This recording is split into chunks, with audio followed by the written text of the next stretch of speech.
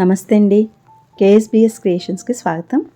ఈరోజు నేను చూపించబోయే రెసిపీ వచ్చేసి మునగాకు పప్పు. చాలా రుచిగా ఉంటుందండి, హెల్త్కి కూడా చాలా మంచిది.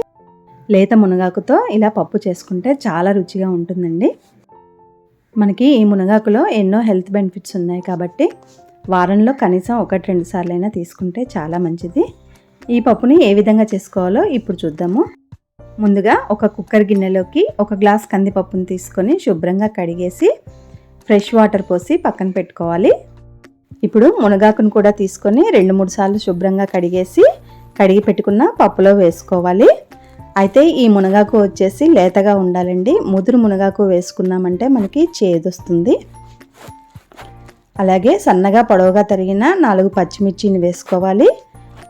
ఒక పెద్ద సైజు టమాటాలను 2 తీసుకొని ముక్కలుగా చేసి వేసుకోవాలి. ఇప్పుడు కుక్కర్ గిన్నెకి మూత పెట్టి విజిల్ పెట్టి మెత్తగా ఉడికించుకోవాలి. అలాగే కొద్దిగా చింతపండును తీసి నానబెట్టుకోవాలి.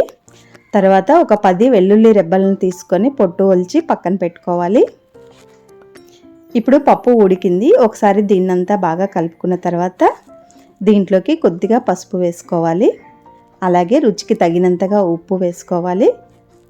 1 చెంచా కారం వేసుకోవాలి. పచ్చిమిరపకాయలు వేసుకున్నాం కాబట్టి కారం చూసి వేసుకోవాలి. ఇవన్నీ ఒకసారి బాగా కలుపుకున్న తర్వాత ఇప్పుడు దీంట్లోకి కొద్దిగా చింతపండు గుజ్జు ముందే తీసి పెట్టుకున్నాం కదా, అది వేసుకోవాలి.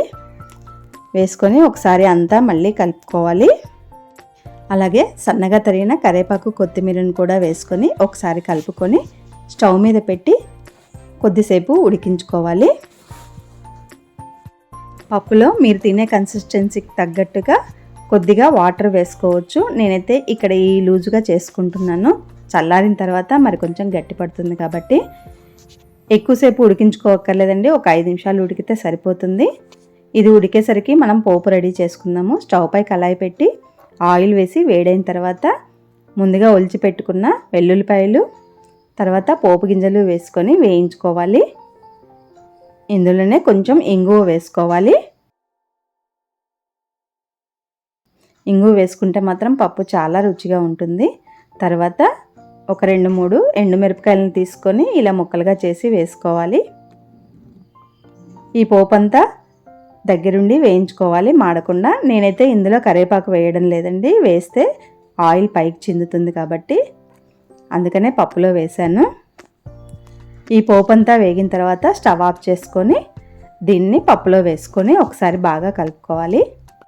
ఈ పోపు అంతా ఒకసారి పప్పులో కలిసేలాగా కలుపుకుంటే మనకి పప్పు రెడీ అయినట్టే అండి. పప్పు చాలా టేస్టీగా ఉంటుంది. అయితే ఇందులో మాత్రం టమాటా కంపల్సరీగా వేసుకోవాలి, వేసుకుంటే చాలా బాగుంటుంది.